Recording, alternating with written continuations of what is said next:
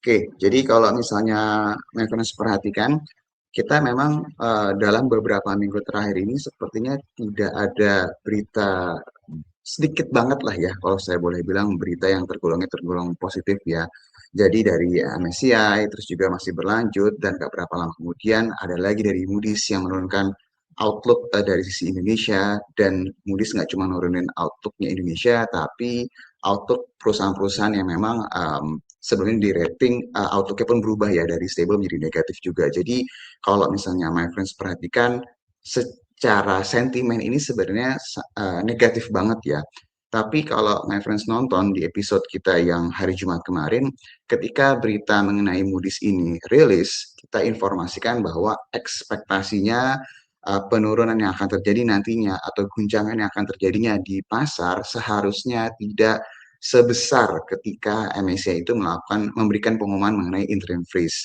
Jadi kalau misalnya my friends perhatiin, waktu pas kemarin IHSG memang sangat volatile juga, tapi tidak terjadi trading hold. Bahkan kalau waktu MSCI kan dua hari tersebut ada trading hold kan ya, my friends ya. Ini tidak ada trading hold, sempat turun cukup dalam mendekati angka 3%, hampir 3%, tapi akhirnya ditutupnya rebound, ditutup di kisaran 2%-an nih, my friends, minusnya untuk IHSG. Jadi seperti yang kita bahas di hari Jumat, ekspektasinya ini berjalan sesuai dengan apa yang kita bahas, dan volatilitasnya memang tergolong tinggi, tapi tidak separah ketika MSCI memberikan pengumuman interim freeze. Kenapa? Karena seperti yang sudah kita bahas sebelumnya, pasar, terutama pasar saham ya, yang memang yang lebih parah itu waktu pas pengumuman MSCI ya, dan ketika sekarang lagi berbenah, ada berita yang buruk lagi, pasarnya ini sudah jauh lebih siap. Ya, jadi karena lagi berbenah dan ekspektasinya akan terus membaik. Nah, beberapa poin yang kalau misalnya my friends perhatiin juga, selain tadi penurunan yang cukup terjaga ya, my friends ya, asingnya juga mencatatkan net buy ya. Jadi ini adalah suatu hal yang juga cukup baik kalau misalnya my friends perhatiin terlepas goncangannya atau dalam beberapa waktu terakhir ini sangat signifikan. Tapi kalau kita lihat asing yang tadinya konsisten melakukan penjualan ini berangsur-angsur mulai mix ya. Kadang dia net sell, kadang dia net buy. Ini kita bisa bilang adalah suatu sinyal yang positif. Nah, kalau misalnya tadi kita sempat bahas ya, apa sih yang berhubungan dengan Indonesia yang bisa berimbas positif. Jadi kalau my friends lihat, pasar ini kan kalau boleh dibilang negatif semua ya. Jadi sentimen itu negatif banget dan mungkin banyak yang sudah merasa bahwa wah ini kayaknya sudah selesai nih IHSG dan pasar saham Indonesia. Jadi secara sentimen udah sangat-sangat bearish banget. Tapi ketika nanti ada berita-berita bagus satu atau dua, ini akan sangat mudah sekali membawa IHSG-nya itu lebih ke arah positif ya. Jadi nggak usah terlalu khawatir karena progresnya ini mulai kelihatan. Nah, salah satu progres yang terlihat itu adalah yang berhubungan dengan MSCI.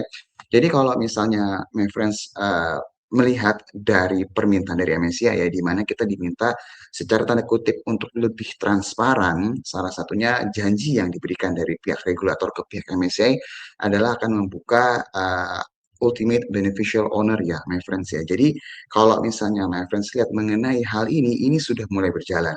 Jadi per Jumat kemarin, Jumat Sabtu lah kelihatan banget, my friends, kalau ngeliat di bagian keterbukaan informasi, banyak banget emiten yang memberikan penjelasan atas permintaan penjelasan bursa. Ini lihat yang paling atas ini ya, penjelasan atas permintaan penjelasan bursa.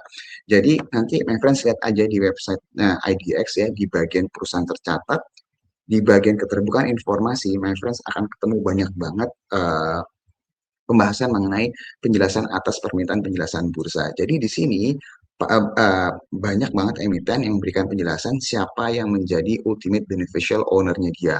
Ya, jadi siapa nih pemilik manfaat terakhirnya nih yang paling utama nih siapa yang bisa memberikan perubahan secara signifikan pada perusahaan. Jadi kalau seandainya kita merujuk dari progres yang dilakukan regulator terhadap pihak MSCI, seperti yang kita bahas, respon dan nggak cuma respon doang ya, implementasi akan menjadi salah satu yang diperhatikan sama MSCI. Jadi ini langkah yang bagus banget. Nah, isinya seperti apa? Salah satunya ini adalah punyanya Indosat ya, my friends ya. Jadi di sini bursa itu memberikan surat ke semua emiten menanyakan apa untuk diungkapkan siapa pemilik manfaat tingkat perorangan nih, my friends. Jadi di sini dijelasin nih jawabannya apa. Terus ditanya lagi tingkat perorangan apa pemilik manfaat tingkat perorangan persenan saat ini gimana. Jadi ditanya secara detail dan harus dijawab. Nah, ketika belum bisa memberikan informasinya, dikasih waktu sampai dengan hari ini nih, my friends. Jadi eh, tahap beberapa tahapan awal seperti pembukaan informasi terkait dengan UBO ini sudah mulai terlihat. Jadi kalau seandainya kita membahas mengenai masalah MSCI, beberapa hal ini sudah menunjukkan sinyal yang baik, nggak cuma hanya respon, tapi implementasi sudah mulai berjalan. Jadi dalam waktu dekat kita akan lihat lagi nih mengenai yang memang di atas 1% dan beberapa hal yang dijanjikan sama pihak regulator terhadap MSCI. Dan kalau ini berjalan sesuai dengan apa yang diharapkan, ya seharusnya kita terhindar ya dari downgrade ke frontier market. Nah, ini dari sisi update yang berhubungan dengan permintaan dari si MSCI. Nah, kalau misalnya kita ngomong dari sisi global, kalau my friends lihat ya, Indonesia sebenarnya salah satu yang bisa dikatakan anomali ya, gimana nggak anomali ya dari habis MSCI, dapat lagi dari sisi Moody's gitu ya. Tapi kalau misalnya diperhatikan secara seksama, untuk pergerakan indeks saham secara global, ini sebenarnya lagi bullish-bullish banget nih my friends. Jadi my friends bisa lihat di Amerika, Dow Jones udah menyentuh 50.000 angkanya, terus juga penutupan di hari Jumat kemarin, kenaikannya itu 2%, S&P-nya naik 1,9 hampir 2%, Nasdaq-nya 2%, dan di pagi hari ini, bursa Asianya pun juga ikut gitu loh. Jadi nggak mau ketinggalan. Di mana Nikkei Jepang itu dibuka 4,9% ini per sekarang ya, reference ya, kenaikannya hampir 5%, tadi sempat 5%, terus juga Korea Selatan juga 4%, jadi sebenarnya keadaan secara globalnya ini sangat mendukung sekali ke arah itu, ke arah yang bullish. Jadi tadi seperti saya bilang, mungkin buat my friends yang saat ini merasa bahwa sudahlah pasar saham ini lagi turun banget, udah capek banget ngeliatin, nggak ada berita bagus sama sekali. Tapi kalau my friends perhatiin, catatan kita tadi adalah ketika berita bertubi-tubi mengalami keluar ya, pasarnya berangsur-angsur mulai stabil. Penurunan tidak separah ketika MSCI memberikan informasi interim freeze, dan bahkan kalau kita lihat aslinya mulai mix ya, kadang net buy, kadang net sell, bukan konsisten melakukan penjualan terus secara terus menerus.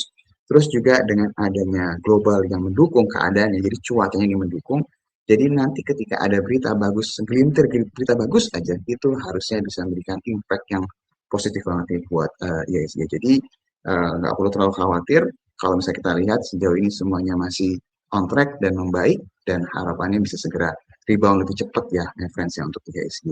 Itu nggak dari IHSG, update terkait dengan MSCI.